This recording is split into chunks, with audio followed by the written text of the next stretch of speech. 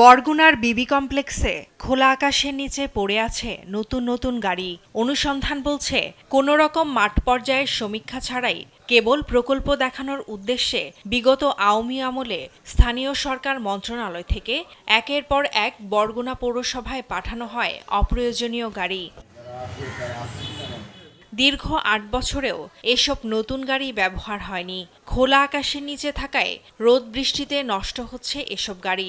এতে রাষ্ট্রের কোটি কোটি টাকায় কেনা এসব গাড়ি জনগণের কোনো কাজেই আসছে না। রাষ্ট্রীয় অর্থের এমন অপচয় নিয়ে প্রশ্ন তুলেছেন স্থানীয়রা। এগুলো পরে শুধু নষ্ট হচ্ছে।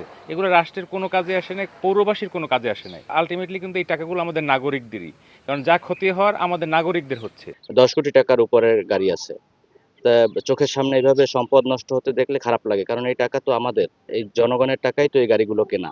এই গাড়িগুলোর যদি ব্যবহার উপযোগী করতে হয় তাহলে পৌর কর্তৃপক্ষের নজর দিতে হবে এবং প্রয়োজনীয় পদক্ষেপ গ্রহণ করতে হবে। তাছাড়া কিন্তু একদম এই গাড়িগুলো মাটির সঙ্গে মিশে যাবে। সচেতন নাগরিকরা বলছেন, পৌরসভায় গাড়ি বরাদ্দ দেওয়ার আগে প্রয়োজন চাহিদাপত্র, কিন্তু এসব গাড়ি বরাদ্দের ক্ষেত্রে মানা হয়নি কোনো নিয়ম। তাদের অভিযোগ, শুধুমাত্র একটি মহলের কোটি কোটি টাকা অর্থ আত্মসাতের উদ্দেশ্যেই বরাদ্দ দেয়া হয় গাড়ি। স্বার্থান্বেষী মহল তারা আসলে এই গাড়িগুলো এখানে চাপিয়ে দিয়েছে এবং এর পিছনে হয়তো কোটি কোটি টাকা তারা আত্মসাৎ করেছে। চাহিদাপত্র আগে পাবে, তারপরে গাড়িগুলো দেওয়া উচিত। নইলে এভাবে চাপিয়ে দেওয়া হলে হয়তো অর্থ লোপাট হবে, জনগণের কোনো উপকারে আসবে না, পৌরসভারও কোনো উপকারে কিন্তু এটা আসেনি।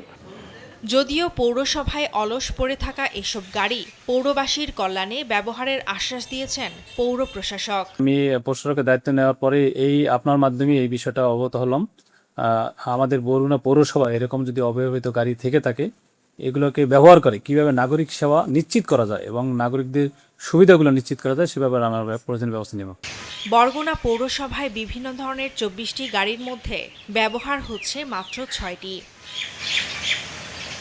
ফারজানা আফরোজ টুম্পা, নিউজ ডেস্ক, দেশ টিভি।